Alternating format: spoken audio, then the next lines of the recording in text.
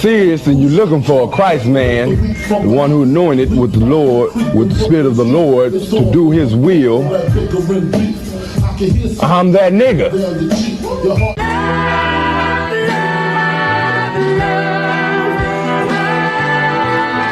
One West, 125th Street. Look, y'all put your faith in presidents like they gon' change this country. Run the league and let y'all play cause y'all gon' make a money. Fuck Obama, he ain't come here on cargo. American honor don't lack no soldiers. For the Spirit of the Lord, we don't lack no soldiers. You understand me? Black, Hispanic, Native, they hate your ass the same. Hate Christ and they image, paint you as a slave. God ain't all love, scriptures say he hate African soft niggas, they know we not the same. School to prison pipeline to get you off the streets. Put you in a cell toilet connected to the sink. Molested as a kid, she prostituted as a teen. The byproduct of Martin Luther King dreams. They just took the yoke off, my nigga, we ain't free. We living bleak in these wastelands of poverty. If you don't know the truth, then the lie sound promising. Prophecy, gift and the curse. Dylan started killing, they was sitting in church. Black folk forgave him, man, this shit is absurd. You should never love your enemy, that shit ain't gon' work. Yeah, fuck dying on your knees, you better die in glory. Man, I joined the UPK, taught me the art of warring. I took a nigga life like mine to be recognized. I feel that pain every day, it can't be reconciled. Pops banging, my sister a prostitute. My brother got life, and somehow I still found the truth. War ready, no cowards, no excuse. Fuck reparations, you can't bandage no open wounds. Blood on the leaves, body swing hung from a noose. I was on a run in Nashville and I found the truth. I called the school, classes being held by the shock on my life. I want to be a gangster like a cop. Do this for my brothers, real brotherhood. Everything we do, we got it out this book. My nigga, I can never be no African. UPK the only authorized acronym. I'm passionate about my brothers and sisters. We in hell, I ain't got nothing against them. That's another religion. If it ain't under YAHANNA, ain't he murdered by them and got a hug from YAHANNA. That's the way out for a coward in my observation. They don't fear the Lord, they indoctrinated. Wolves in sheep clothing, Joe Osteen. Real priest bringing back black royalty. One West on my headpiece, rank and order. Can't let them trick me off the streets, I gotta raise my daughter. I got brothers at the border ducking ICE agents. I got the name change, it was life changing. My family thought it was a game, put on all black, they said I was going through a phase. It's more of us in jail than it was slaves. Aquí somos la Escuela Israelita del Conocimiento Práctico Universal. Hoy estamos aquí con Lord Commander General Yahanna I.S.U.P.K.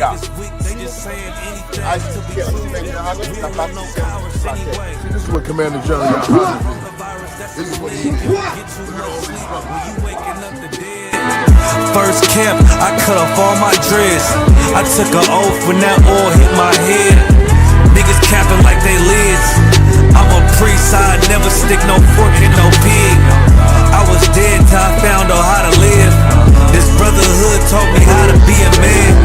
I came back to my roots, I had to dig. A couple gaps I had to bridge. I got a rib, I'm married to this work. You wanna serve the Lord, he ain't in the Christian church. Hey, listen, brothers and sisters, man. If you like what you hear, hit the subscribe button, man. Subscribe to this channel. And also, please, go to isupk.com and pay your tithe. Drop me some cash so we can move around this planet like we need to, man, and do the things we need to do. They're one West. They're one West. They're one West. Hey, Shalom, Yahweh Bahashem, Yahushua Bracket Thumb. Damn, Salaki. There you go. Shalom, Yahweh Bahashem, Bracket Thumb to all the brothers. Yahweh Shemala Thumb, Bahashem Yahushua to all the sisters. I'm Priest Officer 500 Barak Yalla with the I.S.U.P.K, which stands for the Israelite School of Universal Practical Knowledge. Started at 1 West, 125th Street, Harlem, New York, under Commanding General Yahanna. You understand? And since 1969, I've been teaching our people nothing but the truth when it comes to our people, the so-called Blacks, Latinos, and Native American Indians, the real biblical Jews, biblical Israelites, the 12 tribes, Not these imposters over there bombarding Palestinians to smithereens, but we are the biblical Jews, the real chosen people of God. The Bible speaks of since 19 saying, "I'll be teaching you nothing but the truth, man." You understand about who you are, because it starts with knowing who you are. People call it what? Knowledge of self. Salakia. It starts with knowing who you are. Why? Knowing who you are, you know who to associate with. You know who to dissociate yourself from. You know who to love. You know who not to love. You understand? You know what to do, because what you do is based on your culture, based on knowing what your culture is from the people you are from. You understand? And that's so heavy because, the topic of the class today is understanding these curses that we go through. A lot of things we go through everything we go through on a daily basis is based on a punishment or reprimand that we get from the Lord, the God of the children of Israel and Israel only. And that is biblical. The Christian church will have you believe that God loves everybody, and he is the God for everybody, when that's not in the Bible. You understand? And this is one of the most important things, is to understand these scriptures, because this is not a religious book. This is the book of it's a record of a specific people that was written to a specific people by a specific people. You understand? Right. And this is what needs to be understood, because if you don't know, you would just believe anything about this book, anything about the people that it's talking about. And if you believe anything, Lord be with you, man, you're going to be, what's it called again? Led astray. Why? Because you're being taught lies. You're not being taught the truth. You're being taught lies. That's the problem. And that's what we're going to get into today. Matter of fact, I did say one thing. The Bible do say prove all things. And I did say that the God of the Bible is the God of the children of Israel only. Now we're going to show you exactly where it says it, even though it said throughout the Bible, but there's, specific verses that, however you read it, right? You can't deny what it says. You can't deny the context of it. You could try, you could feel like it, but you cannot change the truth.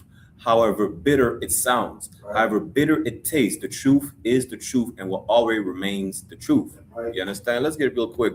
Joel chapter 2. Let me share my screen.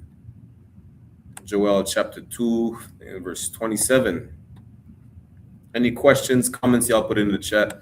If you want to be part of the school, so-called Black, Latino, Native American, Indian, on your father's side, make sure you click on the sign in and sign out links at the beginning and the end of the class. We also have a call-in number. If you're in the Montreal, Quebec area, call 438-816-2578, 438-816-2578, or in the Toronto, Ontario area, 647-793-7844 will be 647-793-7844. Yes, and we're here teaching the scripture breakdown every Saturday, right, at 6767 Côte de Neige Avenue. Feel free to contact us if you want to be part of these classes, if you want to attend physically, if you're so-called Black, Latino, or Native American, Indian, on your father's side. Now, let me share my screen. Right. This is the book of Joel. Joel chapter 2, verse 27. And ye shall know that I am in the midst of Israel. What does it mean to be in the midst? What does it mean to be in the midst? See, a lot of people don't understand basic definition. You can't expect them to understand context, don't even know definitions. So what does it mean to be in the midst? Right? Let's see. Let me share the screen right here. There's a definition of mist, M-I-D-S-T. The word mist means the middle, center, or being among a group. It is often used to show that you are surrounded by people, things, or an ongoing event. The Lord is telling you that he is among the nation of Israel. Right. That's what the Lord is telling you. You understand? That's what being in the midst means. In the midst meaning he is with us. That's what it means. Let's go back to the precept. Can we get from the top? Joel chapter 2, verse 27.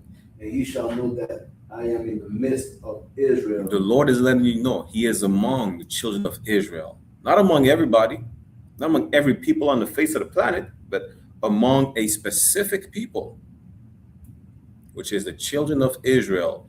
Israel That's the name of Jacob, the forefather of the Israelites, whose name was later changed into Israel. Yashar Allah in the Hebrew, meaning Prince of the Power.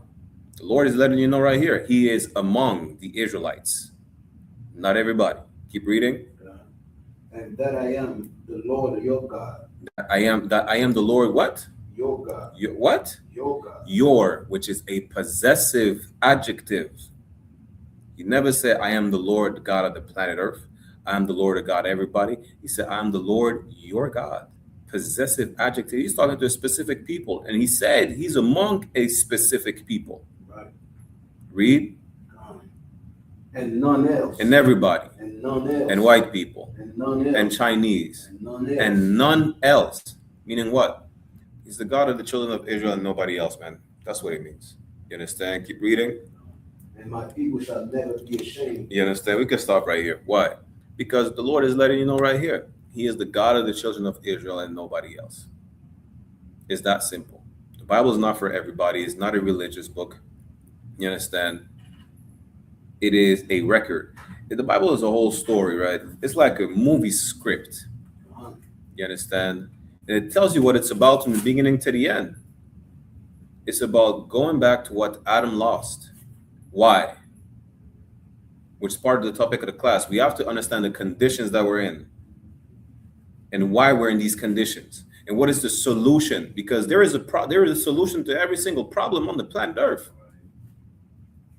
You understand? I hope you do. Salaki, I pray you do. You get me? Now let's go to Genesis. What is it? Genesis chapter 2, we start verse 15. Again, any questions or comments, y'all feel free to put it in the chat. Make sure you like, share the class everywhere. Listen, don't be selfish. When you know the truth, you got to go teach it. You understand? It's locked. Let's go to Genesis chapter 2. Start at verse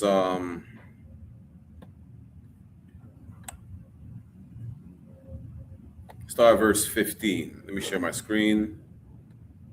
Go ahead. Genesis chapter 2, verse 15. Mm-hmm. And the Lord God took the man and put him into the Garden of Eden to dress it and to keep it. It's talking about Adam, because mankind was already created. In Genesis 1, it tells you the Lord created man and woman, male and female. He created them. But that one man that he gave the law, that breath of life, was Adam. It's talking about Adam right here. And he put him in the Garden of Eden to dress it and to keep it, to take care of it, man. You understand? That's what he did. I just want to add something to this. Like, a lot of people think because it's written like in the garden, because the Sumerian had also something else with their nonsense and in the garden and whatnot. It was the same story. It's just that the Bible teaches the truth of that story. Damn right. Other nations added, myth, they added, they put themselves in the place, added, the type of deities, But so when you look at the Sumerian and whatnot, it's not like it is the same story. It's just they added on that story. Damn right. Every nation has a story, just to what Officer Adiyar said. Every nation has a story of the flood, because every nation was affected by it. No, they mean that they're going to teach the truth about it? No, that's not what it means. You understand? Just like all these nations have the story of the virgin birth, which originates from the Sumerians, or is it the Sumerians or the Babylonians? Either way, right? The point is this. Not because there are similarities, that means that everybody has the truth. How do you know that? Because the I.S.U.P.K is the home of the truth, and there is no truth outside the Israelite School of Universal Practical Knowledge. You understand? Let's get back to it. Genesis chapter 2, verse 16. Genesis chapter 2, verse 16. And the Lord God commanded the man. He did what? Commanded the man. He did what? Commanded the man. He commanded the man. What is a command? Is an instruction, is an order. The man, Adam, was provided instructions. You understand? Keep reading. Saying, of every tree of the garden thou mayest freely eat. Of every tree of the garden thou mayest freely eat. It's not, it's figurative. It's not literally talking about eating from a tree. How do you know? Can you eat from it? Can you go right now and eat maple leaves? You can, right? You have the ability to do so, but would you go out here and eat maple leaves? See, that's the problem with Christians. You don't understand context. You don't understand the Bible. That's the problem. Does it say to literally eat and consume the leaf of a tree? What else can you eat from a tree? What else? Salaki. What can you not put in your mouth? Pause. That's crazy. I know. Salaki. But you can eat tree bark. You can eat bark from a tree, can't you? Don't you have the ability to do so? Or maybe is it just what they call it, food for thought? But how do you consume food for thought? That's the thing. Do you have your mind physically ingest food for you to think? That's the problem. That's the problem. That's why y'all need to come into these classes, man. Let's read verse 17. Verse 17. But of the tree of the knowledge of good and evil. But meaning there is, you could do this, but meaning there's something else you can't do. You understand? Keep reading. Thou shalt not eat it. Thou shalt not eat of it. So Adam was providing instruction on what to do and what not to do. That's the point. Let's go to Genesis chapter 3, verse 7. 7. The point is Adam was providing instructions. That's the point. You understand? Adam was providing instructions on what to do and what not to do. That's it. But let's see what happened. Did he listen? Did he not listen? Let's see what happened. Let's understand this. Chapter 3. I want to go above. Let me see.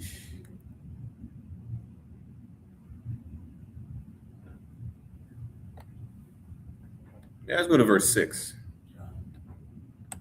Genesis chapter 3, verse 6. And when the woman saw that the tree was good for food. Who's that woman? That's Eve. You understand?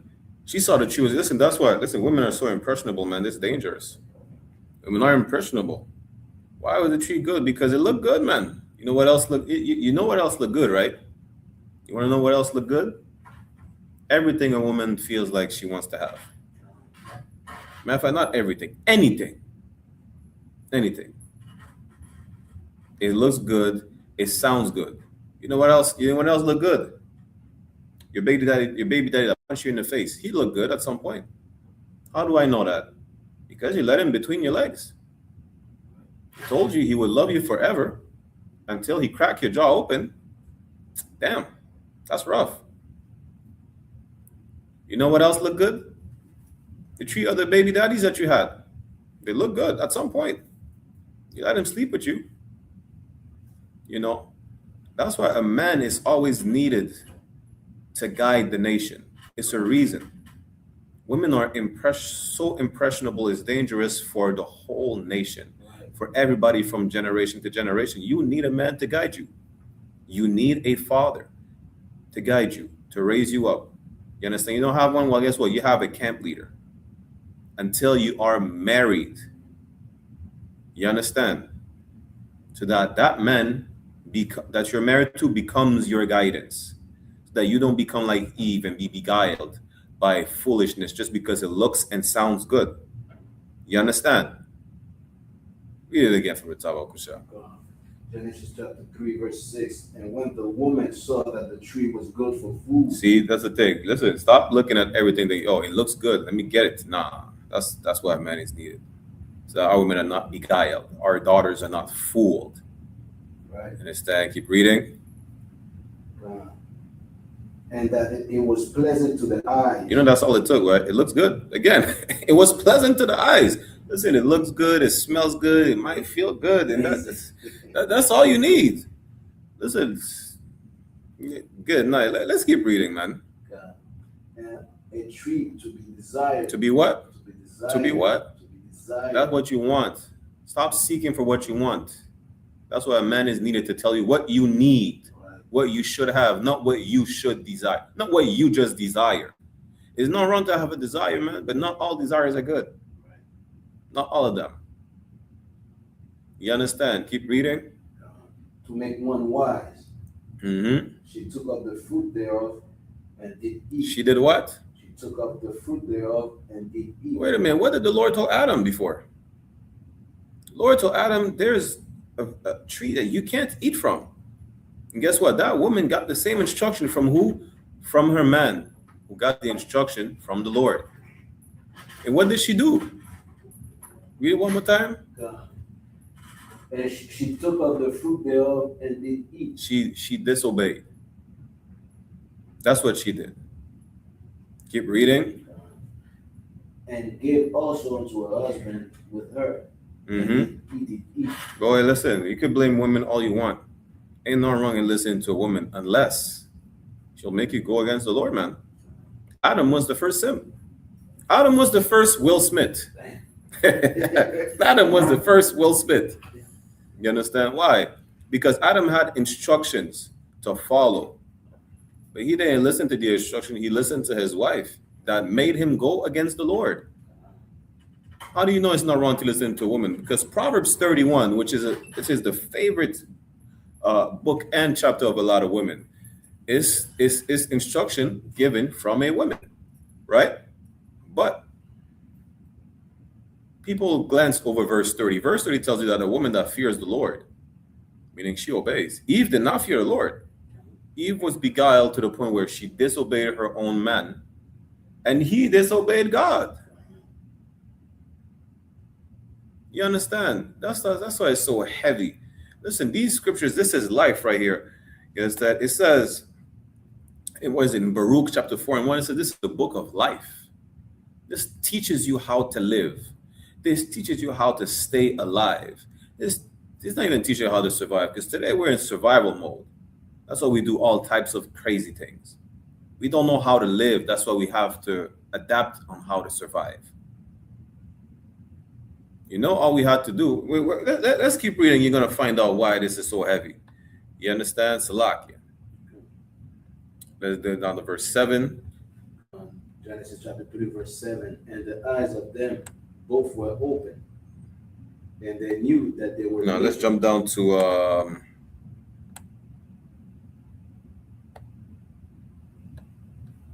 is it verse 9 or 10? Because I just want to get to the point, really.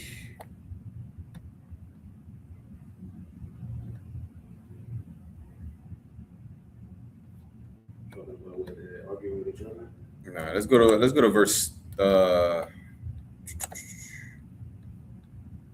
to verse 9. Verse 9. And the Lord God called unto Adam and said unto him, Where art thou? You know what? Let's go to verse 7, matter of fact, because that's still within the context, right? Let's go to verse 7. Verse 7. And the eyes of them both were open, and they knew that they were naked. Listen, it's not like the Christian church portrays it. They're not physically naked. Right. The only reason you think that is because during the Renaissance, the Pope, it was Alexander the IV or the VI, the Pope commissioned painters like Michelangelo, like Leonardo da Vinci, to portray what they wanted to portray about the Bible. And art controls the mind. It controls the people. It controls how they think. That's why I think hell is an eternal fiery pit underground, because that's what they push. That's the image they should give you. Salakia. You understand? They were not literally naked. How do you know? Precept. What's the precept? Who knows? 30 seconds before I give it to y'all. What is the precept on how you know they were not literally naked? About 30 seconds. Y'all claim y'all know the Bible, so come on.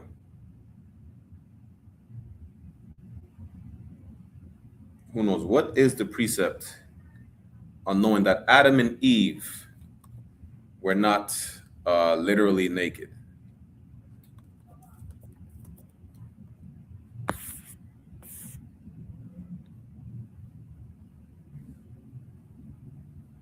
Y'all don't know?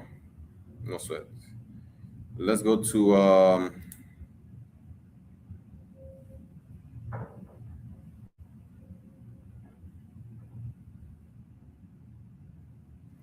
Exodus chapter 32.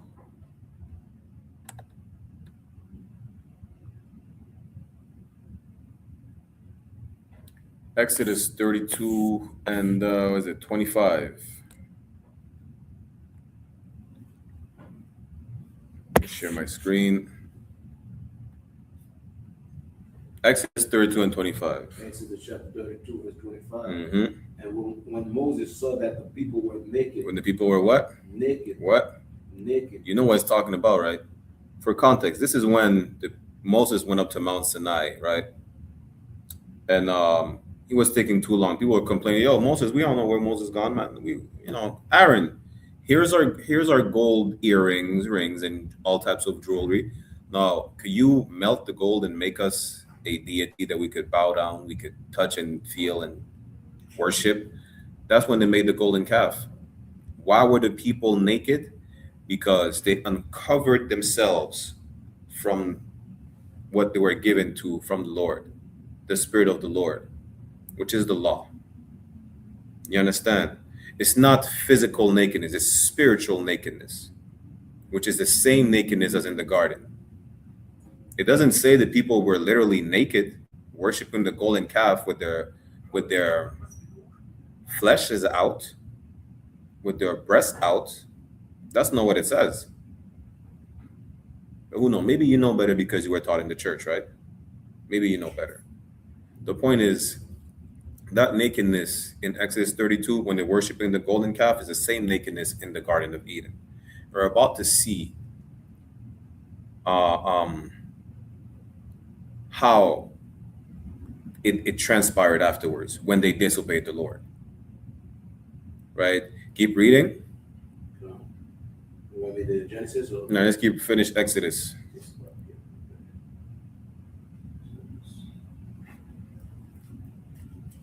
Exodus 25, right? Kawaka.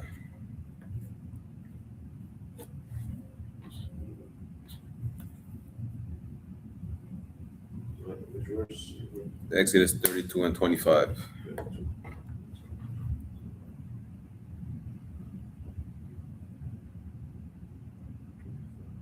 Mm-hmm. For Aaron had made them naked unto their shame among their enemies. Listen, Aaron had made them naked unto their shame. See, that's not physical nakedness. They think Aaron undressed everybody. See, that's the problem. In the church, which is a house of sexual deviance, you make everything carnal. They have to be naked. That's what you learn in the church. Why? Because in the church is full of sodomites and sexual deviants and pedophiles. Therefore, you make everything carnal.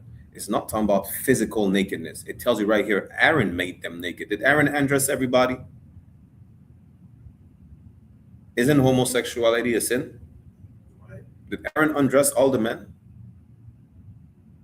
He made them naked unto their shame among their enemies. What is the shame among our enemies? Is when we disobey the Lord, man. It's our weakness. What is the shame of a woman? You see, that's what we need to understand. It's the spiritual aspect of it. You see where it says that what's that precept again? Is it the one in Revelation I want? Could be the one in Revelation. We're talking about America being a whore. Is that the one? The whore of Babylon? There's so many precepts about it. The point is this, right? A woman shame that is uncovered is when there is a good shame to have, there's a bad shame to have, right? When a man uncovers a woman's shame, he uncovers her weakness. Yeah, that's Revelation 17, but it's another one I wanted, right? But the point is this: when a woman gets her skirt lifted up and her shame is uncovered, her weakness is uncovered, her vulnerability. You understand? You can understand that physically, right? When a man humbles a woman and he uncovers, he sees what no one else should see. You understand? He gets her in the most vulnerable position. Sounds crazy, but you get the point, right?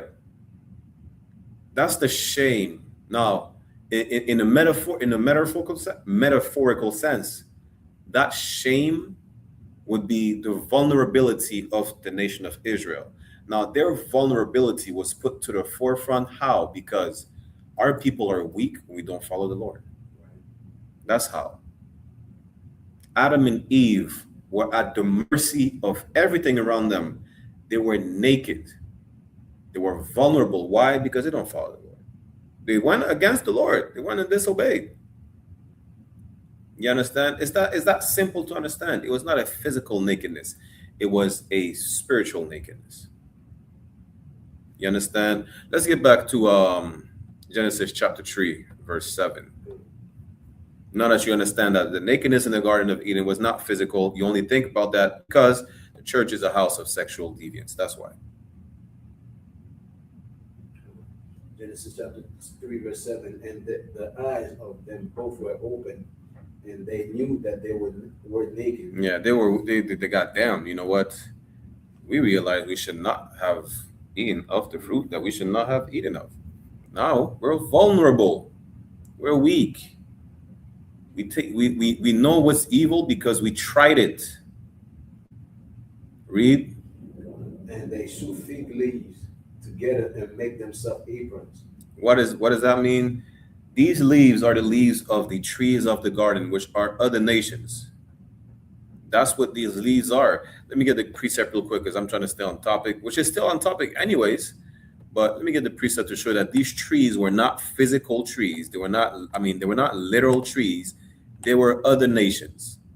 Because why? There were other people in the garden. What is it? Ezekiel 31, I think. And these leaves, what do other people use to cover themselves? What do these leaves represent? They represent the what do you call it again? The culture of these other nations, of these other people. You understand? Salakia. Let me go to Ezekiel 31. The whole chapter is going to make you understand that these trees in the garden are nations. But let me see.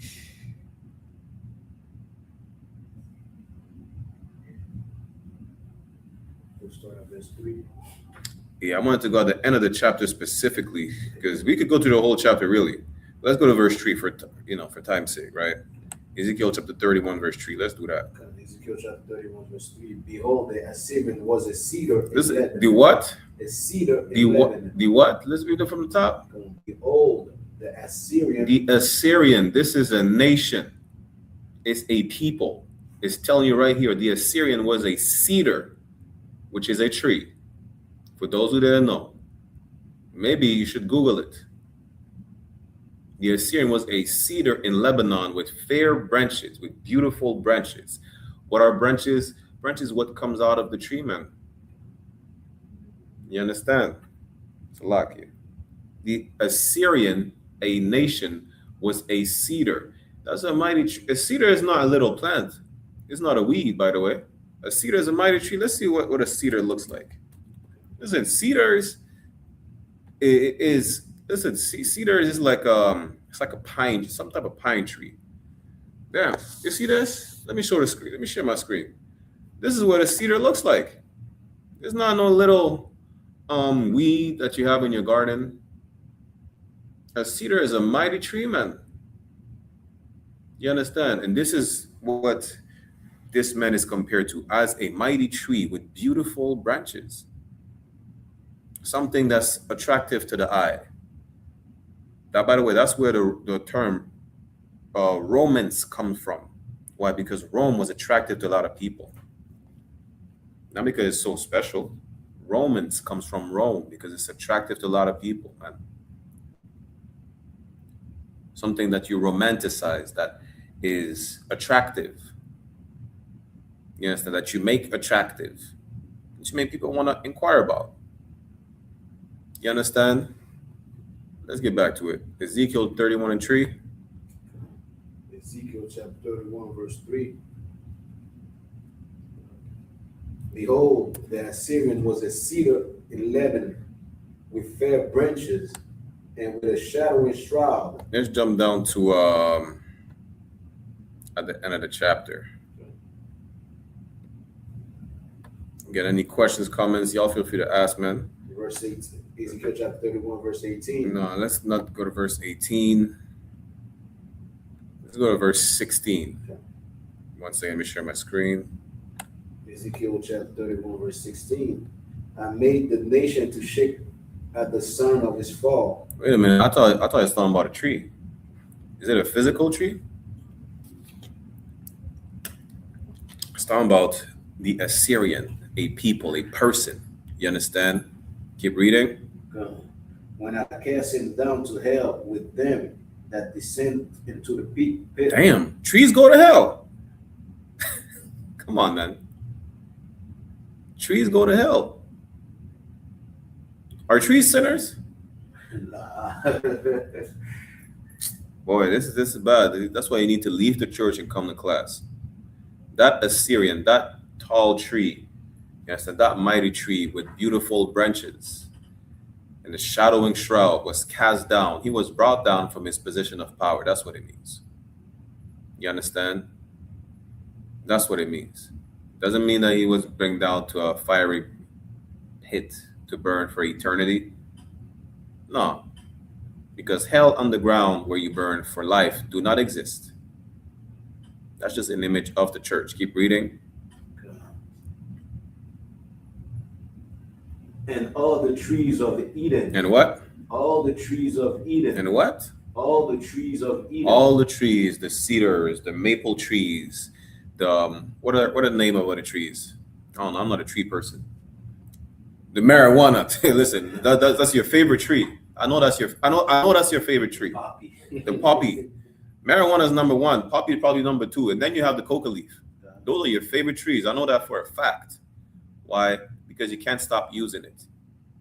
The point is, these trees, which are not actual plants, these are people. You understand? Were cast down. All the trees of Eden, meaning all these other people, this is what these trees are in the Garden of Eden. They just represent other people, other nations. Keep reading. And all the trees of Eden, Mm-hmm. the choice and best of Lebanon, all that drink water shall be comforted in the nether parts of the earth. I didn't know trees needed hugs. You tree huggers, go comfort the tree, man. That's for all you tree huggers out here. Y'all need to go comfort the tree. You understand? Go give hugs and kisses to the tree. The point is, it's talking about the people. They're referring to them as a tree. Matter of fact, what is it again? Joseph, right? Where you have the tribe of Ephraim and Manasseh from. He is referred to as a tree as well. You understand? There is 1,000 scriptures that shows that that people can be referred as trees, just like the beasts of the field as well, are other nations. You understand? Let's see, read, what is it? Verse 17, Salakia. Verse 17, Ezekiel chapter 31, verse 17. They also went down in hell with him. So you mean to tell me trees actually go to hell? Damn. Keep reading. Unto them that be slain with the sword, and they that were his harm. In his what? Were his harm. His arm. I thought tree had branches. I didn't know trees had arms. If you have arms, you have hands and fingers. The tree also have legs. These trees are people. The whole chapter of Ezekiel 31 tells you what these trees are. You understand? Keep reading. Let's just finish the verse. That dwell under the shadow in the midst of the heathen. In the midst of who? The heathen. Come on, man. Shalom. These leaves, these fig leaves that Adam and Eve covered themselves with are just the culture of these other trees. The leaves of these other trees that Adam and Eve covered themselves with are just the culture of the other nations that were around them. That's it. Let's get back to Genesis. Let's go Genesis tree. Let's go to verse 8. Matter of fact, yeah, let's go to verse 8. Genesis chapter 3, verse 8. Mm-hmm. And they heard the voice of the Lord God walking in the garden in the cool of the day. See, that's why you can't listen to Christians, because well, God was walking. It says his voice. You want to come learn the Bible? You want to come learn your culture? You come get the understanding of the Lord? You come to class, man. Keep reading. And Adam and his wife hid themselves from the presence of the Lord God among the trees of the garden. How? Because they blended in with the other nation. This is integration right here. They blended in. They put on an African kufi.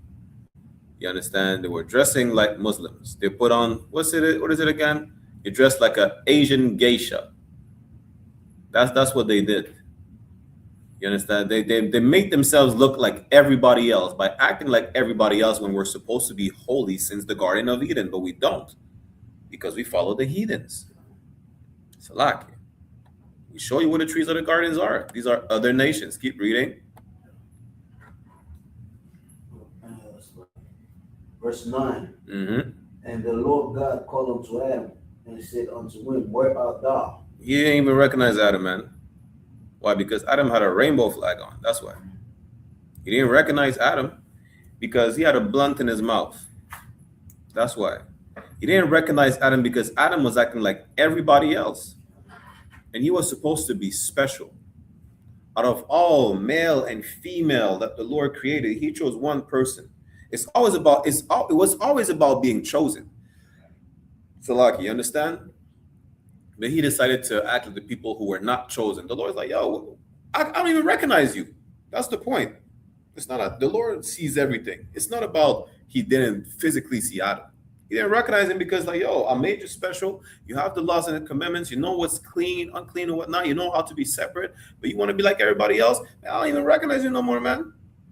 Listen, I remember I cut my dreads before coming to the truth. My dad told me, yo, you're not my son no more. That's what God told Adam. It's exactly what God told Adam. He said, I don't even know you. I don't know who you are. Right. You're not acting right. What's wrong with you, man? You change. And he did. Why? Because he followed his wife who followed the white man. That's exactly what it is. You understand? Keep reading.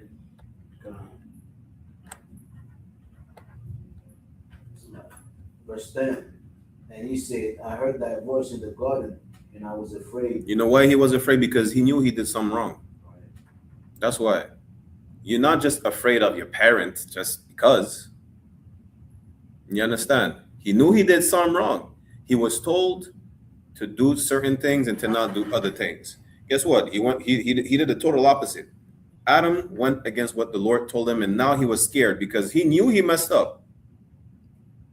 You know how you know you mess up?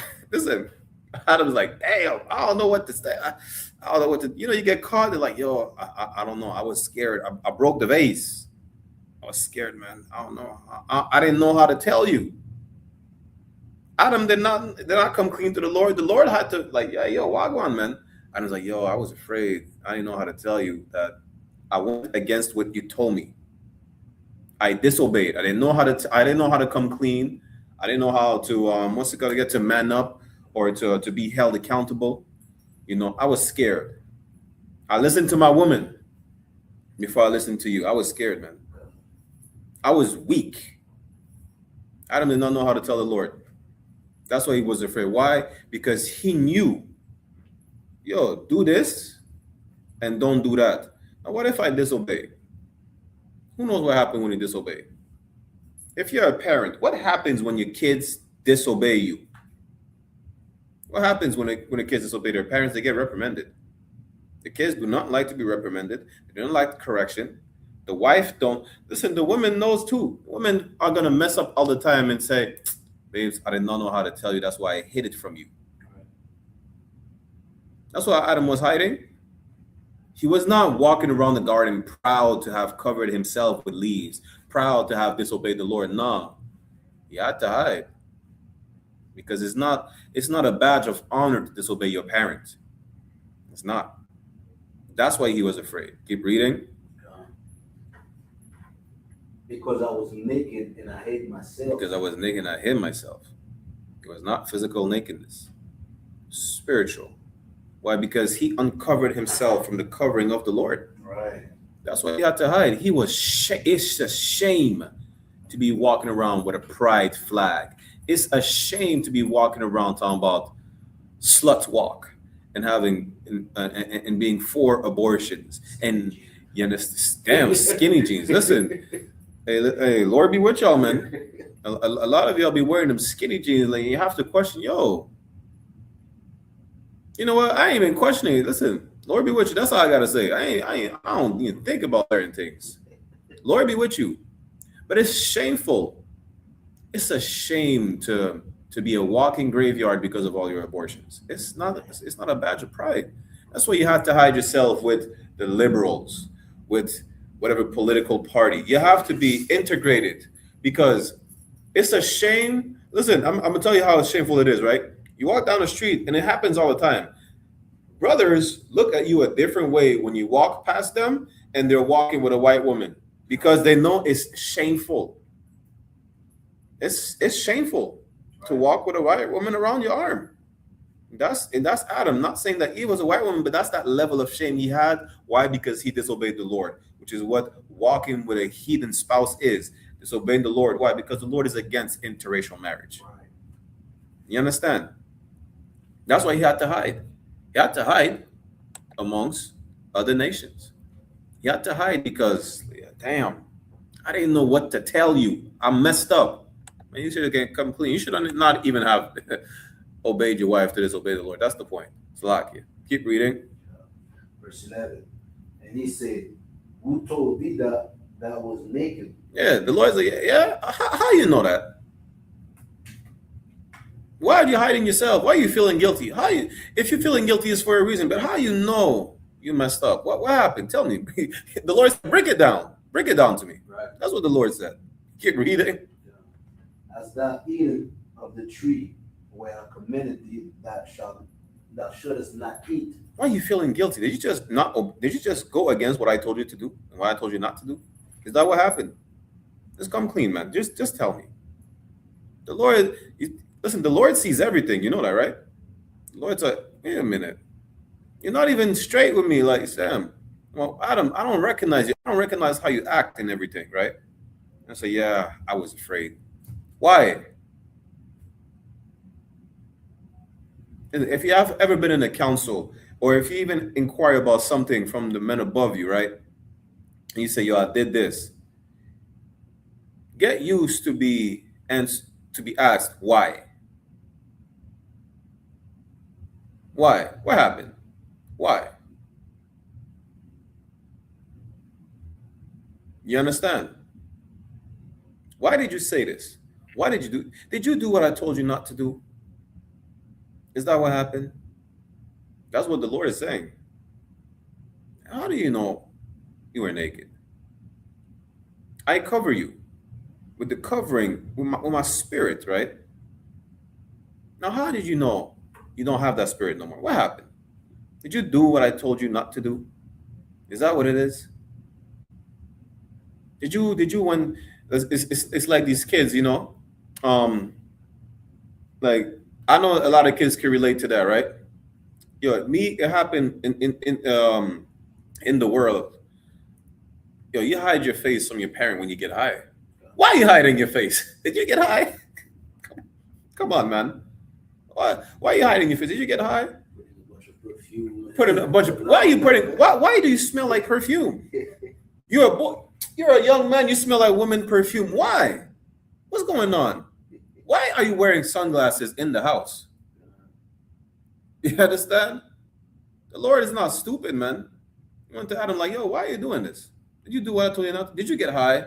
Why are you under your blanket and not getting up? Did you get drunk last night? Is that what happened? Listen, the point is this, because this is on topic, right? Why it's on topic? Because Adam was provided instructions. And he did not listen to the instructions. Now he feels ashamed. A lot of y'all do that. You understand? And you should feel ashamed for disobeying the Lord. You should feel some type of shame from going against what the men above you tells you to do and tells you not to do. You women also should feel ashamed for disobeying your husband, as long as what he tells you to do and not to do follows along with the law, of course. If it's something unlawful, don't do it. Other than that, it says, be obedient to your husband, man. You know, Eve was not obedient to her husband. You understand? Right. Let's keep reading. Verse 12. And the man said, the woman which thou gavest to me, to be with me, she gave me of the tree and I did eat. Imagine that. Adam is blaming the Lord, right? He's not even blaming the woman. He never said it's Eve's fault. He said, yo, you gave me that woman, man. It's your fault. Adam, imagine talking back to the Lord like, yo, what happened? Yo, the woman you gave me, man, she tricked me. Hey, what? Are you serious? Is it really? Is that really how it's gonna go? I no sweat. Oh, I'm at fault because you disobeyed. I told you not to go outside. So you're gonna tell me that she has more power than I do? Is that what it is? Hey, Shalom, Yabasha Shabrakata, Officer Shah, one more in Christ. I don't want to for tuning in.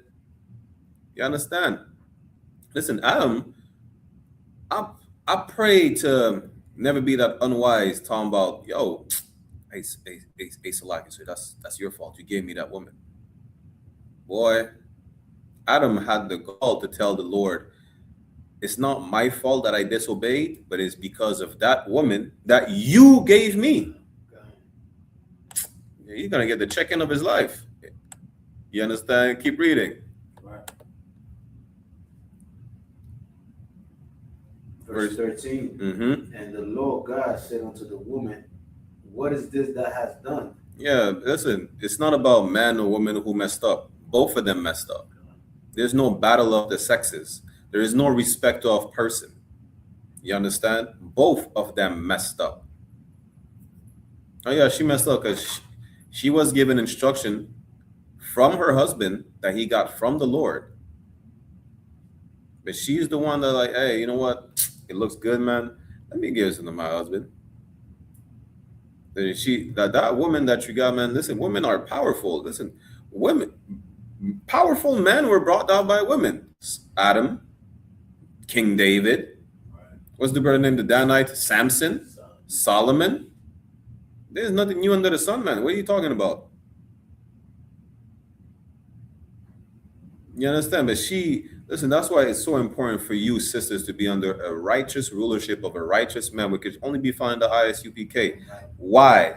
Because y'all are really gullible, man. The tree look good. It's nice. It feels good. Yeah, let me tell Adam to try with me. That's what it is. And then what happens? Then you get pegged. That's what happened. It's a lot. Well, what they say? They say it's not vanilla no more. Isn't? Yeah. It looked pleasant in the eyes. Yeah. It was pleasant for someone. Damn. You get the point? The point is this. The point is, listen to the Lord. Don't go against what the Lord tells you. Don't go against what the men above you that they get from the Lord tell you. You sisters, get up under a man of the Lord, right? And go against what he tells you. It's that simple. We're going to see what happens. Keep reading. And the woman said, the serpent beguiled me and I did eat. Yeah, she said, I listened to another man other than my husband. That's what she's saying. Right. That's why do not go against what your husband tells you. Right. Unless it's against the law, which is why I specifically said, you have to be under a man of the Lord. If you're already married, bring your husband to the school. If you're not, and hey, listen, come get a husband in the school to be guided righteously, the right way. And don't go against them. Otherwise, what happened to Eve may happen to you. You will be beguiled by another man, whether he's a heathen or not. It don't matter. Just know you will be beguiled because what John Muhammad said, you think like a little girl. You know, you want to scribble all over your body. It may not be unlawful to have what you call again, henna. Is it henna? I think that's how you pronounce it. You know, you can make yourself a fake tattoo and just erase it. It's not a sin because you're not marking your skin, right? It just shows like, come on, man. You think like a little girl. You want to draw on yourself and erase and draw again, then erase and draw again. Come on. You need a man to think for you. You need that. How do I know? Because of what we're reading right now. You know, in both cases, it was still a man that was thinking for Eve, right? She just went the wrong way. She didn't listen to the right thoughts. She listened to the wrong one. And she got, what is it? The serpent beguiled. She got beguiled. Why? Because it looked good. It sounds good. It smells good. Yeah. Ask yourself, is it lawful or not? Before you do it, ask yourself, why? You know the voice in your head will tell you, why not? But ask yourself, why? Why should I do? Why should I go against my husband? That's what Eve should have asked herself. You understand? The serpent said, why not? Ye shall be as gods. Ye shall know what? Life and death and evil and good. I'm just paraphrasing. That's what the serpent said. Why not? If a voice in your head tells you, why not go against the Lord? Just don't do it. Don't even ask questions. Just don't do it. It don't matter how beautiful it looks, how good it smells, how good it tastes. Don't do it. It's that simple. We're going to see what could have been prevented if she would have said, why? In this moment, the serpent said, why not? She would have, what is it, Ecclesiasticus? She would have flee from sin. That's what it says. Flee from sin as damn. That's so heavy. Let's bring that scripture real quick. Salaki. Let's go to, let me share my screen. Ecclesiasticus. I'm going to tell you how heavy this is. Y'all don't even get it. Until we read it, y'all won't get it, right? Ecclesiasticus 21:2. That's how heavy this is. Because she got beguiled by what? By a serpent. What does Ecclesiasticus 21:2 says? Ecclesiasticus 21:2. Flee from sin as from the face of the serpent. As from the face of what? Serpent. Of what? Come on, man. She got beguiled by a serpent. If she would have, the moment she would have said why, the serpent would say, why not? She should have flee from sin as from the face of the white man who's a devil the Bible speaks of. It's that simple. Flee from sin as from the face of a serpent. That would have prevented reprimand that they got, that we still get since the Garden of Eden. It's that simple. She should have, that's what Eve should have done. Flee from sin as from the face of a serpent. Keep reading. Let's finish that verse. For if thou comest too near it, it will bite thee. Listen, you come close to a snake, it'll bite. I know, because I had pet snakes. I know. Trust me, it's not pleasant. It's definitely not. Venomous or not, it's irrelevant. You understand? You come too close to danger, you will get hurt. A lot of y'all stop smoking and everything. You're gonna come too close to a lot of people trying to get you back in the world. That blunt smell, that weed smell is dangerous for a lot of y'all. If you come too close to it, you're gonna smoke again. You have a problem with prostitutes. Do not go to the strip clubs. You will fall for it. Do not. You have a problem with alcohol. It's not a sin, but if you are an alcoholic and you can't handle your drink, or it's all you spend your money on, you might want to stay away from a bar. You understand? You know, just seek counsel. That's what you should do. It's that simple, man. There's a solution to every problem. Do you know the solution for Eve would have been to flee from sin as from the face of that same serpent that beguiled her? Why? She came too near it and it bit her. Keep reading. The teeth thereof are as the teeth of a lion. You know, it's not talking about the teeth of a lion. It's telling you how dangerous it is to come too close to sin. Why? Because the teeth of a serpent. Listen, I told you, I had pet snakes. I had ball pythons. You understand? I had two of them, right? These teeth are like hypodermic needles. I'm telling you right now, they're like hypodermic needles. They have 4 rows of teeth, but they're small though. They will puncture your skin, and it's even though they're small. But now imagine that snake with the teeth of a lion. The teeth of a lion is like what? 5-6 inches. It's a lot. You understand? Now imagine that. The teeth of a lion in the mouth of a snake. That's how dangerous it is. Especially knowing how fast a snake can strike. You understand? Keep reading. Slaying the souls of men. Come too close to sin, it'll kill you, man. Let's go back to Genesis chapter 3. Go to verse 14. Genesis chapter 3, verse 14. And the Lord God said unto the serpent, Mm-hmm. because thou hast done this, thou art cursed above all cattle. This is not Harry Potter, by the way. God do not speak to snakes. What Harry Potter says, just whatever he said, I don't care. The point is this: it's talking about a person, a snake, just like 6ix9ine is a rat, just like some women are, bitches, which is the word for female dog, or bird brains, or chicken heads, right? Maybe you call a fat person a whale or a hippo, and they're not an actual animal. It's easy for you to understand context outside the Bible. When it comes to the Bible, it's difficult to understand that this was not a literal snake. The only reason you think that is because of the paintings from the Renaissance. It's talking about our oppressor today. That's that same serpent, that red dragon, that old serpent from the Garden of Eden is our oppressor. Who is the oppressor? The white man the Bible speaks of. So the white man, Salakia. The white man, who's the devil the Bible speaks of? Salakia. You understand? And that's what he told him. Keep reading.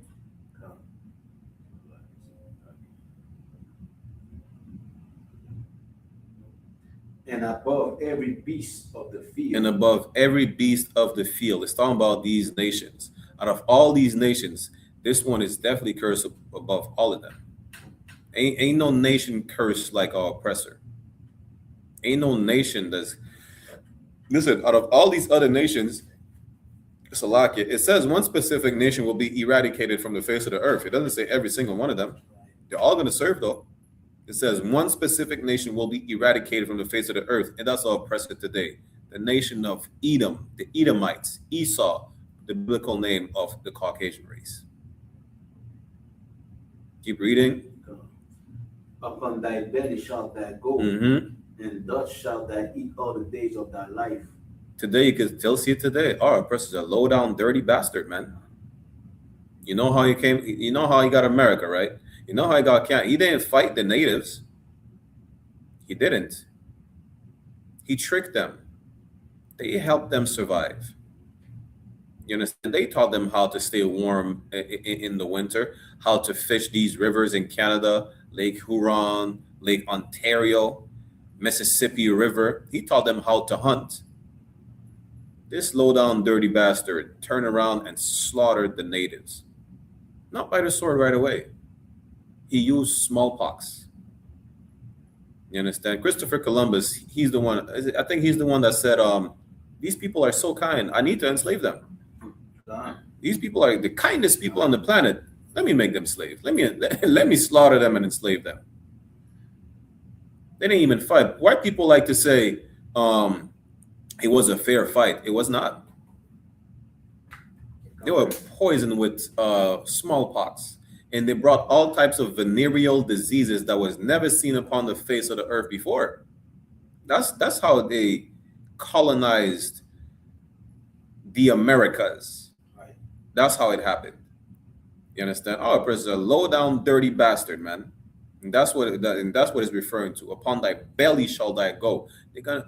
There is not more of a low-down, dirty bastard than the oppressor, the devil the Bible speaks of, the Caucasian race. You understand? Let's keep reading. Verse 15. Mm-hmm. I will put enmity between thee and the woman. Listen, keep reading. Genesis chapter 3, verse 15. And I will put enmity between thee and the woman, and between thy seed and her seed. Listen, this is a never-ending beef, just so you know. From the Garden of Eden, we're never supposed to mix with one another. You want to love these white women and these white men or whatnot? Listen, you know there is enmity since the Garden of Eden, right? There is strife from the beginning between thy seed and her seed, between your offspring and her offspring, between your kids and her kids. What is it again? Perpetual hatred. Right. You understand? Keep reading. It shall bruise thy head, and thou shalt bruise his heel. Man, listen, come on. From the beginning, it was always going to be like that. Understand? This you could even use that as prophecy for Jacob and Esau. Right. Jacob had Esau's heel. So that again in the Apocrypha. You understand? There is never going to be. It's like people say, "Yo, can white people and black people really just join together?" No, they can't. Is that's the short answer? They can't. You want the breakdown? You want the details on how we can't? Just go here, man. There will be enmity between thee and the woman, between thy seed and her seed, between your kids and her kids, between your offspring and her offspring. It shall bruise thy head, and thou shalt bruise his heel. Jacob and Esau right there, man. Since the Garden of Eden. You are a low-down, dirty bastard. I ain't gonna hold you. Why? Because God, that's what God called you, man.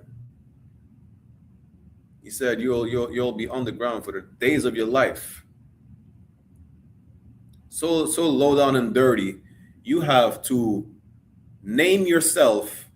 You have to steal identities. That's how low down and dirty you are. You know, you have to make yourself important. How do I know? Because you stole the identity of a chosen people. You have to make yourself important. Nobody cares about you. You have to make it seem like people need to care and that you're chosen. How? By stealing the identity of the actual chosen people. Okay. And not only that, they call themselves the people of the book, but they don't even know the book. Shalom. That's how low down. You don't even care about what the book says. The book says you're the seed of your father. You're like, nah, it's passed down by the mother. You don't even care about what this says. Whether it's in Hebrew, Yiddish, English, French, who cares? You don't care. That's how low down of a dirty bastard you are. You call yourself, you know what? You are an African American. How do I know? Because Elon Musk is both an African and an American. Right. Come on, man. Should we keep going? No, for time's sake, listen, it's not about you. That's the point. Let's keep reading for time's sake. Verse 16. Verse 16. And unto the woman he said, I will greatly multiply thy sorrow. I will greatly multiply what? Thy sorrow and thy conception. Keep reading. In sorrow thou shalt bring forth children. Listen, that's why childbirth is painful. Why? Because Eve disobeyed. That's why. How is it on topic? Understanding the curses. Because what we go through is because of disobedience. Right. The reason why our women, most of our women, them you're 99.9%. Why? Because Eve disobeyed. This is what's going to happen. Listen. Sorrow will be greatly multiplied in your conception and bringing forth children. Why? Because your husband told you not to do something and you went to do it anyways. He told you don't wear these gym shorts. You went to the gym with pum shorts. Oh shit, damn. Told you stop hanging around Stephanie. You went and hung around Stephanie. And then you got pissed drunk and he had to come pick you up. Matter of fact, you went and hung around Stephanie, you got pissed drunk, and he joined you in your foolishness. That's what Adam did. He joined Eve in her foolishness. We're reading about the punishment of the serpent, the woman. We ain't done yet. Adam's still gonna get it too, man. Why? There's no respect of person. You mess up, you get checked. You mess up, you're gonna get reprimanded. And that's what it is. That's what we're reading right now. This is the price of disobedience. You understand? Keep reading. Right. And thy desire, in sorrow shall thy bring forth children, and thy desire shall be to thy men. Yeah, because you have to be reminded, listen, you make poor decisions. Right. Now listen to you, man. Maybe you didn't know, or you just didn't care. So let me say it for you. Thy desire shall be to thy husband. You have to be let know that, listen to your man. If you would have listened to your man, you wouldn't have sorrow in your conception and bringing forth children, because that's the consequence of your disobedient action. Keep reading. And he shall rule over thee. Don't be afraid to check your woman when she do wrong. You understand? Because Adam didn't. Adam didn't check her. Adam went along with it. You understand? Now you're reminded, yeah, your woman desire shall be unto you. Listen, as long as it's not unlawful, yo, listen to your man, man. Maybe he wants you to do better. Maybe he wants you to be better. You understand? I know you do. You just don't care. Maybe you should start caring. Just maybe. Maybe we should do what we haven't done since the Garden of Eden, which is to listen. Right. Just maybe, right? Keep reading. Verse 17. Mm-hmm. And unto Adam he said, because thou hast hearkened unto the voice of thy wife. Yeah, he listened to his wife more than he listened to the Lord. That's what it is. The first Will Smith. You understand? Everybody's getting checked and everybody's getting reprimanded. Everybody's getting the price of disobedience.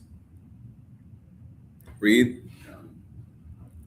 And hast eaten of the tree of which I commanded thee, saying, thou shalt not eat of it. See, the point is this. Adam disobeyed. That's the point.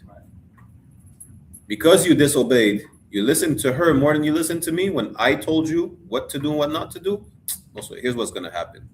Because you disobeyed your husband when he told you what I told him, here's what happens. So like, there's a video where Captain Marquardt is talking to that young brother. He's like, check your bitch. Hey, listen, so like, I was thinking the exact same thing. That's what Adam should have done. Adam should have been at camp. Listen, Captain Marquardt was needed for Adam. He probably would have not done it though, because he listened to his woman more than he listened to the Lord. You understand? He probably would have still disobeyed. Why? Because, listen, women are dangerous, man, but don't give them the power where you go against the Lord. Don't give them that power, man. As a matter of fact, I brought this scripture up, I think earlier today. I was talking to a brother and said, let me bring that up. Listen, a wife will always leave you, whether she dies, right? A woman will die, man, and she's going to leave. You have more than one wife, no sweat. Some of them might stay by your side forever until they die.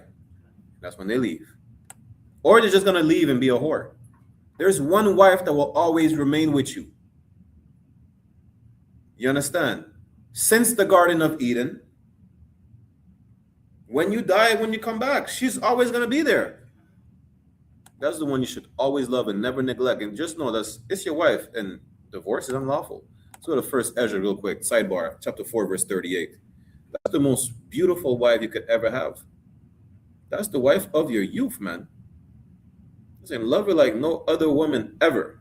Cherish her, because she's never going to leave. She's never going to die. She will always be there for you. Just know that. She's the most loyal woman on the planet Earth. Cherish her. You know? Treat her like you never treat a woman. Treat her better than all you. Treat her better than your 1,000 wives. That's what you should do. You know? Read, Baba Bajat. 1 Ezra chapter 4, verse 38. As for the truth. As for the what? As for the truth. As for the what? As for the truth. As for the truth. That's your first wife. That's your only wife that will never leave. That's your wife that will live forever. That's your wife. Man, love that woman like never. Like you never loved any woman.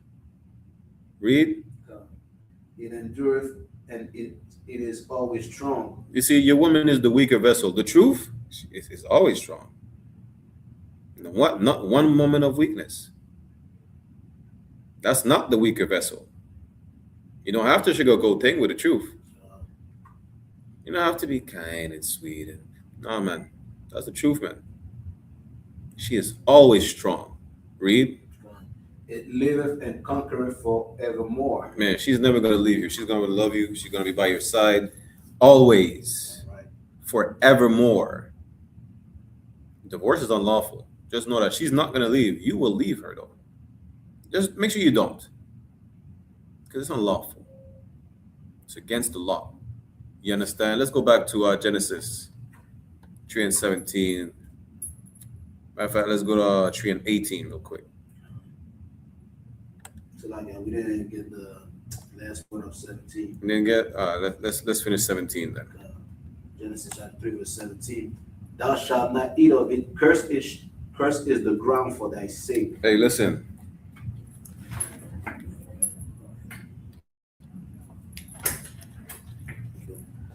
Slovakia? Come. Listen, the truth is this, right? We're not supposed to work like we work today. We're not supposed to. The ground is cursed because of what Adam did. You understand? Read. In sorrow shalt thou eat of it all the days of thy life. Listen, man, it's gonna be painful thing. You're gonna have to work and to sweat and to feel like, yo, I don't feel like doing this no more. There's a reason why you struggle. There's a reason why you're tired of just waking up, going to work. There's a reason why, listen, everything, Most High in Christ for everything. But there's a reason why it's not easy to grow certain things. There's a reason why you have to sweat and to ache just to feed yourself. Right. Why? Because Adam disobeyed, man. That's why. Everything we go through is because this is the result of disobedience. That's the whole point. And everything is simple. Stop making the Bible like so magical and difficult. If it's so simple to understand that what happens to us is because of disobedience, what is the solution? What is the solution? If everything bad that happens to us is due to disobedience, what is the solution? Should I say it? Should anyone put it in the chat? Should I give you a chance? It's simple, for time's sake. It's to obey. If disobedience get us reprimanded, if disobedience get us bad days, if disobedience get us strife, and the ground is cursed due to disobedience, maybe we should start obeying. It's that simple. It's not difficult. It's that simple. Let's keep reading. Salakia, verse 18. Verse 18.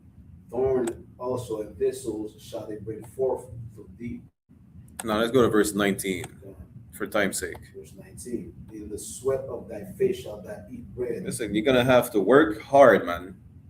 You're gonna have to work to sweat in the sun. You're gonna have to struggle. It's not gonna be an easy thing. It could have been, but we decided to listen to a woman that made us disobey the Lord. And she decided to listen to a man that was not a man of the Lord. That was not even her man, regardless, anyways. That's the reason why. The simple thing is, just listen, man. When you listen, everything will go right. Trust me. A lot of us learned the hard way. You know who did? Adam, Eve, the whole nation of it. Matter of fact, we're going to get to that in a minute, right? Keep reading.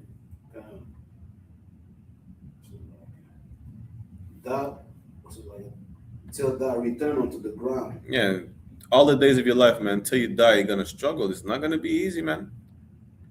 It could have been. You decided to disobey the Lord. It's not about just listening to a woman. You listen to a woman that make you disobey the Lord. It's not about just, you understand? Listen, you should have just listen. She should have just listened to Adam, who should have just listened to the Lord. That's the point. It's all about obedience. Read. For out of it was thou taken. For thus thou art, and unto thus shalt thou return. Let's go to Deuteronomy 28 and start at verse 1. Deuteronomy chapter 28, verse 1.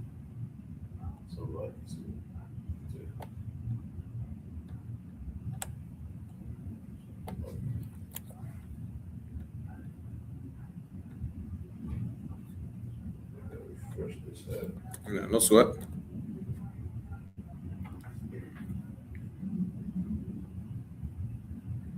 Deuteronomy chapter 28, verse 1. And it shall come to pass, if thou shalt hearken diligently unto the Lord, the voice of the Lord thy God. It shall come to pass if what? If thou shalt hearken diligently unto the voice of the Lord thy God. Listen, it shall come to pass, meaning it will happen. If the hearken, it means to listen. If you listen and you pay attention, man, diligently, To avoid, so it's talking about the children of Israel. Read. To observe and to do all his commandments, If we obey, here's what's going to happen. which I commanded thee this day, that the Lord thy God will set thee on high above all nations of the earth. We're supposed to be the best. Right. We are the best. But you know what happens? We do what Adam do, and we hide ourselves among the trees of the garden. Right. We stoop down to their level. Why would you stoop down to the level of a people that kiss their dogs in the mouth? Why would you stoop down to the level of people that shower in cow urine? Why would you stoop down to the level of the people that worship cow manure? Why? Is that cool? Like, you're supposed to be the top student of the school, of the educational institution, but you want to stoop down to the level of the smokers and the hippies and the sluts and what else? All manner of sin, abominations. You're supposed to be the best. All you have to do is obey. If you listen to me, you're supposed to have the latest PS5, the latest Xbox, the latest TV, well, name it, whatever is the best, whatever you feel like is the best, you're supposed to have it. But you want to be like the people your parents told you not to be around. You want to be like the cool kids that smoke cigarettes in high school. That's what you want to be like. My parents tell you, well, no more PlayStation. I would have bought you a car, but you want to be a heroin addict. I would have helped you pay for a mortgage, but you want to be the high school slut. That's the point. The Lord said, yo, if you obey, here's what's going to happen. You're going to be blessed. Keep reading.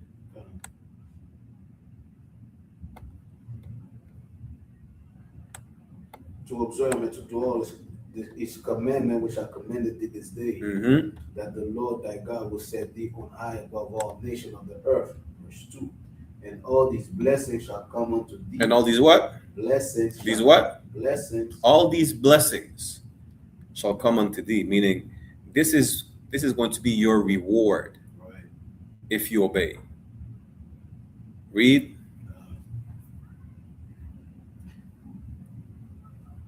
And overtake thee, if thou shalt hearken unto the voice of the Lord thy God. This is going to be your reward if there's a condition. Stop listening to talking about unconditional love and this and that. Stop listening to that nonsense, man. Everything is conditional.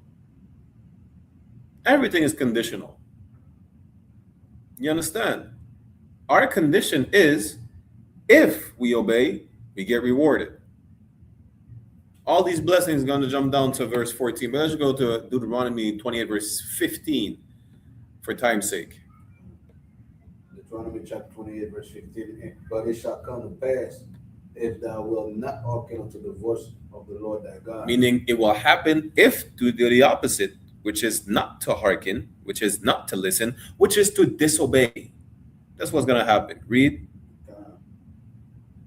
To observe, to do all his commandments and his statutes which I commanded thee this day, that all these curses shall come. All these what? Curses. All these what? Curses. All these curses will fall upon us if we disobey. Right. From verse 15 on down to verse 68, it tells you all these curses, all these punishments, all these judgments will fall upon us. Why? Because we do not listen. That's why. And so like the Jewish, to come back to the Jewish, these Jewish are evil, you know what I'm saying, and they don't follow these commandments. How come we don't see these curses falling on them? Shalom. They're supposed to be the real Jews, right? Why are they not cursed? I mean, the Son hates them, but that's not a curse from the Lord. The Lord just only loves the nation of Israel. And he specifically hates those people so much that he made them allergic to the elements, literally. So, you know, read it again one more time. Deuteronomy chapter 28, verse 15. But it shall come to pass, so if thou wilt not hearken unto the voice of the Lord thy God, to observe, to do all of his commandments and his statutes, which I commanded thee this day, that all these curses shall come upon thee and overtake thee. Listen, man, the Lord is not with you when you sin. Right. That is in the Bible. Stop this. My heart is towards the Lord and this. Listen, the Lord is not with you when you sin. The Lord is not going to. It says, what is it? The Psalms, I think, say he's a buckler to those that obey him. I'm just paraphrasing. A buckler is a shield, like the movie 300. A buckler is a shield. He's protecting you. Salaki, when you don't listen, you're cursed, man. You're punished. Let's go to Leviticus 26:14. Salaki, for time's sake, real quick. Leviticus chapter 26, verse 14. Mm-hmm. But if you will not hearken unto me and will not do all these commandments. If you disobey, man, if you have sex with a woman, you throw her away. If you have sex with a man that is not your man, if you smoke, if you eat pork, if you hate Mexicans, if you hate Haitians, if you hate one another, what else? If you are an alcoholic, name it. If you go against the Lord, either way, this is what's going to happen. Verse 15, read. Verse 15. And if you shall despise my statute, or if your soul abhor my judgment, so that you will not do all my commandment, but that you break my covenant. Listen, the covenant is you obey, we get what Adam lost. Right. That's what the Bible is all about. We're supposed to be high above all people, have these nations driven away from us. If we obey, there is a condition for everything. You understand? I know you understand, because if your kids listen, you buy them candy, you buy them. I bought my nephew some ice cream today. He's not acting wild. He was acting all right. I'm like, yeah, let me get him some ice cream. It's a simple concept. You obey, you get rewarded. You disobey, you get punished. The Lord is telling you right here, listen, this is what's going to happen if you don't listen to me. We already know what happens when you listen. What happens when you don't listen? Which is the condition that we're in today. Because you listen to the white man like Eve did. And so, like a sidebar, imagine as a man acting like a goddamn woman. Imagine that, because that's what you men do. You act like a goddamn woman. How? Because you obey the white man like Eve did. That's how. You understand? Salakia. Read verse 16. Verse 16. I also will do this unto you. I will even appoint over you terror, consumption, and the burning egg. Read.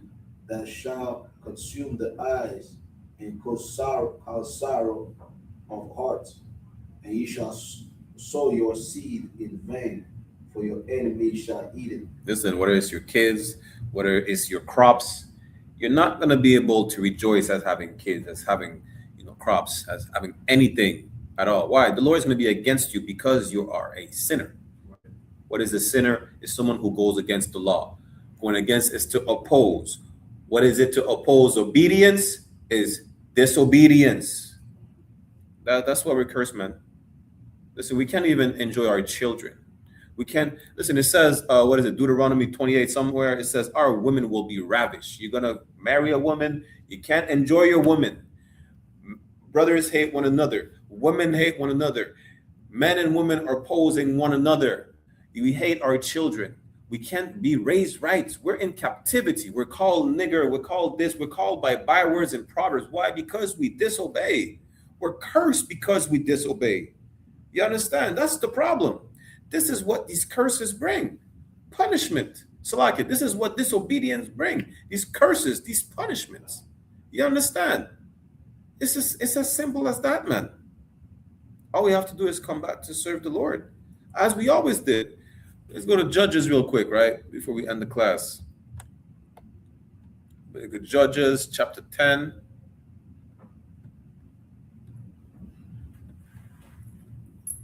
Is it verse 15 or 16? Let's go to verse 15. Judges chapter 10, verse 15. And the children of Israel said unto the Lord, We have sinned. Listen, we know what we did, man. This is not something new. Since the beginning, we know, hey, we messed up. Adam said, yo, hey, Salakia, I messed up, man. Guess what? Adam got his check-in. Eve said, yeah, I messed up. I listened to this white man as opposed to listening to my husband. She got her check-in too. Both got their reprimands. And we still do today. Why? Because we still mess up till this day. The key is to not mess up. That's the key. That's the, come on. Is it quantum physics? Is it an equation? It's as simple as that. Do not mess up. Just listen. It's not pleasing. You know what is not pleasing? Abraham was about to kill his one and only son. He obeyed though. At the last moment, the Lord said, no, don't do it. I got you. I know you're going to obey. Whatever I asked you to do, you're going to do it. I got you, man. You're good. Abraham, you're good, man. He was about to listen. Abraham kicked out Ishmael against his own will. He didn't want to. That's his son. It said he grieved him. Of course, that's his son. He loved his son. The Lord said, kick him out with a bottle of water and a loaf of bread. Salakia. So it's always going to be funny to me.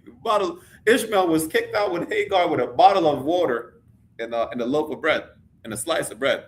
Probably was dry too. Now, I ain't going to say that. He loved his son. So he probably gave him some good bread. Either way, he listened to the Lord. That's the point. No matter how it grieved him. Not everything is going to be pleasant. Right? You know what else is not pleasant? The reprimand and the reward of disobedience is definitely not pleasant. How do I know? Because our people still get killed today, man. You know, we can't enjoy our kids. We can't enjoy our wives. The wives can enjoy their husbands. You get lynched. I'm pretty sure that's not pleasant. It's better to obey, and it's not pleasant to obey than to suffer what's not pleasant when you disobey. I think it's better. Maybe I don't know better. Or maybe I prefer not to be lynched. Either way, it's up to you, man. You understand? It's like you. Let's read verse 15.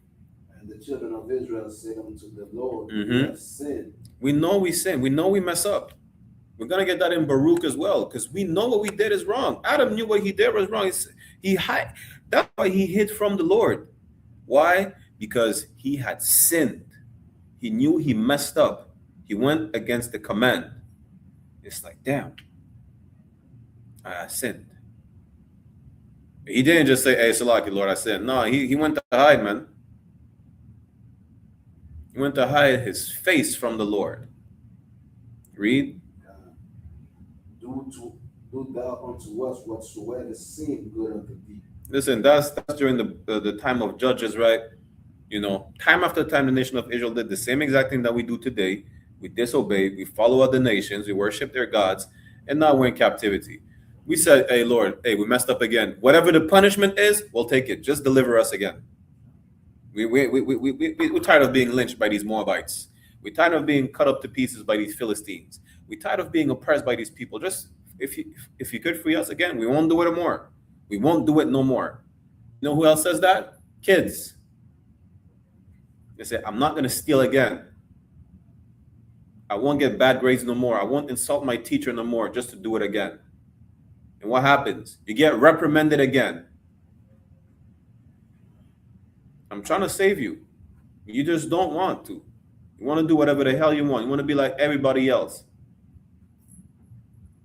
That's what the whole Bible is about, man. It's about going back to what Adam lost by not being like everybody else. That's the point. Read. Deliver us only. We pray thee this day. We pray, we make supplications, we ask, we inquire about deliverance. Because we're tired of being like, we're tired of being murdered. We're tired of what's going on to us. Read. Verse 16. And they put away the strange gods from among them. And we stop doing what everybody else does.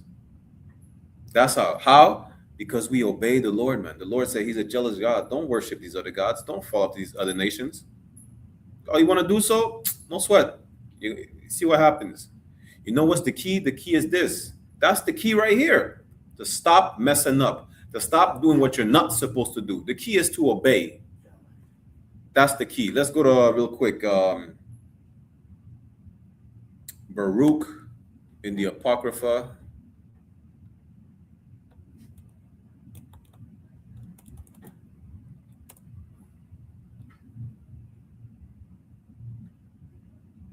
Is it Baruch? I want chapter 2 or chapter 3. Bear me 1 second. Make sure y'all click on the sign in and the sign out links. Baruch chapter 2. Let's start at verse 28. For time's sake. Baruch chapter 2, verse 28. As thou speakest by thy servant Moses in the day when thou didst command him to write the law before the children of Israel, saying, Listen, if I'm not mistaken, Baruch was Jeremiah's scribe, if I'm not mistaken. Right? Don't quote me on that. If I'm not mistaken, Baruch was Jeremiah's scribe. And this is what it's telling you. Listen, since the days of Moses, man, this is what was said. You understand? This is what was said from the Garden of Eden. I'm going to keep saying that because since the Garden of Eden, that was always the problem. The Garden of Eden, the Apocrypha, which is still in the Old Testament to the New Testament, till this day, is talking about us messing up, and we need to stop doing it. That's what I'm going to see it's talking about. Read. Verse 29. Mm-hmm. If you will not hear my voice. If we don't listen, again, what happens when you don't hear it? Because you don't listen, you refuse. You put earplugs. The Lord is talking to you. You're like, no, I ain't trying to listen to this. I want a white woman. I want to smoke weed. I want to live, what do they call it? Alternative. I hate the word alternative lifestyle because an alternative is a different way to obtain the same result. If you don't live the rainbow way, you actually live. Now, if you want to follow along the rainbow way, you're going to get the monkeypox and die. So there's no alternative. Our lifestyle is in the Bible. There is no alternative. There is no other way that brings us the same results. There is none. There is no alternative to the I.S.U.P.K because the I.S.U.P.K is the home of the truth, and there is no truth outside the Israelite school of universal practical knowledge. There is no alternative to going back to the Garden of Eden. There is no alternative to finding a way to not do what the Lord says and not get punished. There is no other way. That's what an alternative means. If we won't listen, read. If you will not hear my voice, surely this very great multitude shall be turned into a small number among the nations, where I will scatter them. Listen, you know we're outnumbered, right? We're outnumbered by these 17 other nations. And it's going to be even worse as we are scattered throughout these other nations, throughout the four corners of the earth. Why will we be made even weaker than what we look like? Because we don't listen, man. That's why. Because we refuse to obey. Read. Verse 30. For I knew that they would not hear me, because it is a stiff-necked people. So you see how we brought it out, what, Thursday, Zephaniah 2 and 1? Gathered together, it says it twice. You're stubborn as hell, man. You know, since the Garden of Eden, that's what happened. You disobeyed. You keep doing it. Coming out of Egypt, what do? You told well, Moses, we don't know where you are. Aaron, make us a golden calf. That's what you did. Solomon knew the law. Solomon was perfect. You know, he just refused to do it. Solomon said, yeah, I know I'm not supposed to sleep with these white women, but I'm just. Solomon had what you call milk magnesia. Damn. Solomon didn't care, man. Solomon said, yo, your team look bad, you know. Solomon slept with everything. Solomon did not discriminate. You should discriminate. Solomon didn't. Solomon didn't care. And he knew the law. Solomon was David seen this woman bathing naked. He said, damn, I want her. That's what David did. What happened? David went and get the woman to his chamber. He slept with her. And you know he paid for it, right? His kid died. I guarantee you after that, he didn't do it again. He did what we said in Judges. He put away the strange gods. He repented. He didn't do it again. You understand? Solomon, it was good till it lasted. And then the kingdom got split. What's the brother again named? Samson. Samson seen this bad thing. You know, he's like, yo, this Philistine thing right there. Yo, Damn, Samson risked it all. Just for what? He realized what happens. Like, yo, you know what? Hey, Lord Salaki, I'm sorry, man. I'm gonna do it again. Let me just go out in glory and kill these Philistines. You understand? The point is this: you are hard-headed. You will be told, do not sleep with that woman.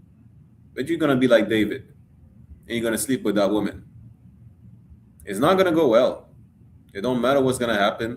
You're gonna get the monkeypox. She's gonna leave you and be a whore, or she's gonna leave you and put you on child support. Either way, something's gonna happen when you do not listen. It's not gonna be pleasant. It's better that it's unpleasant that you're told no for your safety and you obey, than you go against what you're being told and now you're burning. And now you married a monster. Oh, she left you. Well, guess what? You got her pregnant. Now you can't see your kids no more. Why? Because you were told, don't sleep with that woman, and you went to sleep with that woman. You were told, sis, do not deal with that man. And you dealt with that man. You know what happened? He broke your jaw. Or he got you in a prostitution ring. Or he just slept with you and he just threw you away. He never cared. Just listen. That's the point. Read that one more time. Verse 30, Baruch chapter 2, verse 30. For I knew that they will not hear me because it is a stiff-necked people. Read. But in the land of their captivity they shall remember themselves. Yeah, that's right now, man. Right. That's right now. That's what we're doing. We're teaching our people the truth because we remember who we are. We remember why we're in the conditions that we're in. We understand these curses. Why? Because we know we messed up. That's why we're being punished. That's what we're telling our people. Yo, stop smoking weed, man. Tarry not into seeking the Lord. Come to class before it's too late. Right. Just like we did. Stop sleeping with whores. Leave these white women alone. You understand? Keep reading. Right, verse 31. And shall know that I am the Lord their God, for I will give them a heart and ears to hear. We will know and we will get the Spirit of the Lord again, which is why the understanding and the wisdom, which is the law. The Lord's like, yo, I'm gonna wake you up, man. It says, my sheep hear my voice. Right. You understand? That heart is not a beating heart in your chest cavity. It's your mind. Right. Your mind will be renewed. You will have ears to hear. You will have understanding that once you sleep with that woman, that's your woman. She's a monster, well, deal with it. You slept with her. Once you sleep with that man, you cannot sleep with any other man. Y'all gonna have to figure it out. You understand? You cannot, it don't matter if you're the seed of your father. You cannot make babies with heathens. You get me?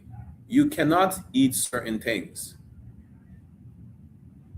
You understand? You have to forgive one another. Otherwise, why would you even be forgiven? Who gave you the right to be forgiven and not to forgive? You will have understanding. And when you wake up and you come to class and you learn this truth, you're going to understand that we are the best people on earth, and there is a code of conduct that we have to abide by. The law supersedes everything. It don't matter. The law says, the law of the white man says you cannot marry more than one woman on paper. No sweat. God said sex is marriage. So yes, you can have more than one wife. You understand? When you come to class, you will get the understanding of everything. Right. That's why it is universal practical knowledge that is being brought to you by the Israelite School of Universal Practical Knowledge under commanding General YAHANNA, the only man that is fit to lead so-called blacks, Latinos, and Native American Indians. You understand? Let's keep reading.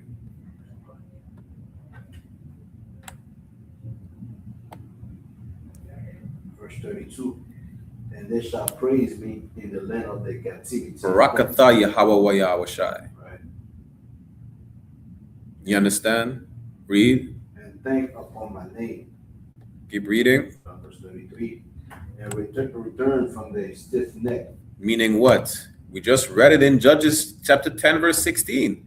It says, and they put away the strange gods from among them.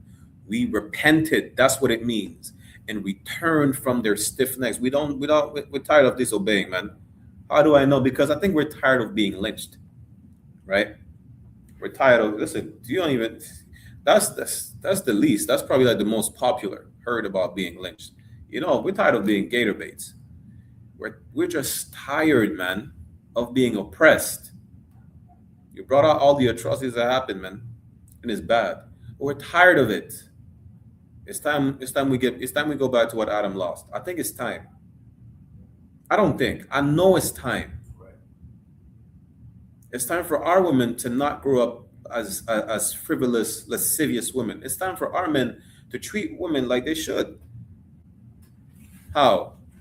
By being what Adam was not and checking her when she do wrong. And also by loving the hell out of her as opposed to beating her half to death. You understand? It's time for our women to learn how to love their husband. It's time for our children to be raised right. You understand?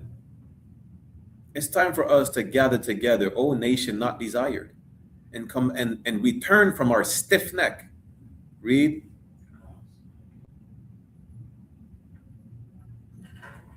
And from their wicked deeds. And from their what? Wicked deeds. That's turning away from our sinful lifestyle. How? By stop. We don't have to follow these other nations no more. That's how. Read. For they shall remember the way of their father. What is the way of our fathers? To follow the law, statutes, and commandments, man. I told you, Abraham was about to kill his son. Abraham was about to kill Isaac, his one and only son, the only son that mattered out of all the children he had. He obeyed. That's the way of our fathers. You know what's the other way of our fathers? When they disobeyed, they got punished. We understand that when we obey, nothing was happen to us. When we disobey, hey, everything. We're liable to have anything happen to us. Read. And which sinned before the Lord. What happened when our father sinned? Reuben lost the inheritance. David, his son, died. Solomon, the kingdom got split. Should we go on? Adam lost what we had, which is the fertile land. That's why it says he had to work all the days of his life. You know it's called the fertile land for a reason, right? Adam lost that fertility of the land. You understand? Why? Because he disobeyed. That's why. You understand? Keep reading. Verse 34, and I will bring them again into the land which I promised with an oath unto their fathers. Yeah, that's the point. Again, it's about going back to it's about getting the Garden of Eden again. That's what the Bible is all about. We return to that land which was promised by oath unto our fathers. And the Lord is not slack with his promise. The Lord do not break contracts. We did. You know, we're the one who broke the contract. We're the one who broke the oath, not the Lord. Read. Abraham, Isaac, and Jacob. Mm-hmm. They shall be the lords of it. Shall be the what? The lords of it. We'll be in power. We just read we will be above all people. We'll be the lords of it, the lords of all people. We'll be the Adawanyam. Right. You understand? We'll be the powers. We'll be the rulers of everything. We will have dominion over everything. All we have to do is just listen. Read. And I will increase them, and they shall not be diminished. Jump down to verse 35. Verse 35, and I will make an everlasting covenant. And what? Everlasting covenant. And what? Everlasting and covenant. Everlasting, meaning forever. Keep reading. With them to be their God. Mm-hmm. And they shall be my people, and I will no more drive my people of Israel out of the land that I have given them. Listen, we're going to go back to the Garden of Eden, and we will remain there forever and ever. Right. You understand? We're going back to the Garden of Eden, man. It will be an everlasting covenant. We will never be driven out of the Garden of Eden ever again. You understand? All we have to do is obey. And we won't be plagued by these curses no more. This is in paraphrase, Lamentations, I think 4:22. This is our last captivity. You know, better come to these classes, man. Again, the phone numbers right here. Let me get the phone numbers for y'all. If you want in the Montreal area or Quebec area in general, phone number is 438-816-2578. 438-816-2578. Toronto, Ontario area, contact the number, man, 647-793-7844. 647-793-7844. With that said, I'm going to pass the class to Precinct Officer 1000 IDR. We're going to end the class right here. We'll be back, not next week. Next week, we'll be in Chicago for the Midwest Fire Weekend, July 30th to August 2nd. We'll resume the classes after that. You understand? Every Saturday, 6767 Côte-des-Neiges Community Center. Man, click on the sign and sound links in the class. Tarry not into seeking the Lord.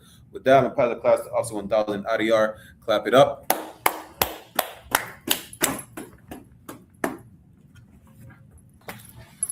Clap it up for an excellent class. We're going to read the security announcement. I.S.U.P.K security announcement. We are the I.S.U.P.K started out of 1 West 125th Street, Harlem, New York. Rule for new brothers and sisters. When a new brother or sister comes into the school, they are off limits for 6 months. They are to be saluted only. They are here to shed themselves of the world. If they need transportation, the teacher will arrange it. After 6 months, if a brother or sister has an interest in a particular person, he or she must get permission from the head to speak to a brother or sister. There's another 6 months in which the brother and sister will court each other. After this 6 month period, the brother and sister will get permission from the head to marry. Tithes, which is a commandment. You can find it in Numbers 20:18, verse 21, Malachi chapter 3, verse 8 to 10. Means tenth in the Hebrew, Mahashara. 10% of every penny of any increase the Lord gives you. Give to Treasury Department or teacher. Priest fund, free will offering for priest, not mandatory. Whatsoever amount you would like. Upcoming holy convocations will be in the memorial of blowing the trumpets, which is the first day of the 7th month, which will fall on Friday, September 11, 2026. You can find it in Leviticus chapter 23, verse 24 and to 25. And if you want reminder for ICAM and Aquatium, you want, you know what I'm saying, you're in Canada, you know what I'm saying, Montreal, check all pages, you know what I'm saying, I.S.U.P.K Montreal, I.S.U.P.K Toronto, I.S.U.P.K Windsor, you know what I'm saying, for any announcement. And if you're not in the group chats, let us know. We're going to put you in the group chats, all right? If anyone wants to be a trooper in the school to start wearing, he has to start wearing all black, boot, shirt, pant, headband, and scarf. With that being said, we're going to give a courtesy salute to the brothers and the sisters. Men of Israel, Amajim Shabbat, Amajim, Barak, Yahweh, Hashem, Yahushua, Rakatam, Yajamata. We're going to give a salute to the sister. If you have any sister near you, turn and face the sisters. Israel, Men of Israel, Amajim Shabbat, Amajim, Barak, Yahweh, Shema, Latam, Hashem, Yahushua, Yajamata. Class dismissed.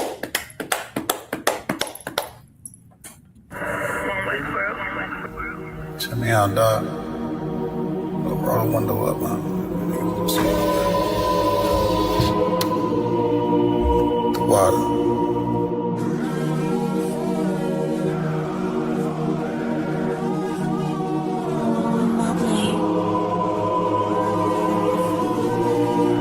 Ain't no better, dog, brother. The son of a king. I don't Balenciaga. I might just wear a collar. I might just wear the Pradas. But I'm thinking long term, so I might say the dollars. We ain't no better. I'm just being honest. I should've went to college, but I was thinking violence. It's a one West world. We the fucking loudest. Break it down, we break ground. We don't break no damn promise. Let's get active, dog. Don't tell me how you feel about it. These cats saying too much. They ain't learn enough. You maxed out the first quarter, I'm still warming up. These niggas tossing up a brick, they can't score with us. Who gon' come against us? On the Lord with us. Them niggas riding for you. I hope they ride till they crash. Put my name in your mouth, I put my belt to your ass. I ain't running no race, I just hope that I last. All them niggas you look up to, I consider them trash. Only time you seen a leader was in Wayne hand. Niggas will dab you, then pop you with the same hand. I'm a main player, I stick to the game plan. He don't really fuck with you, that's your main man. We them niggas came through. done made your city hot. Yep, said he in the field, but he really not. And I ain't casting no stone, I just let him rock. And that's the kind of story they gon' read about. But if it's war, it ain't no tapping out. Grip still heat, spit like a dragon mouth.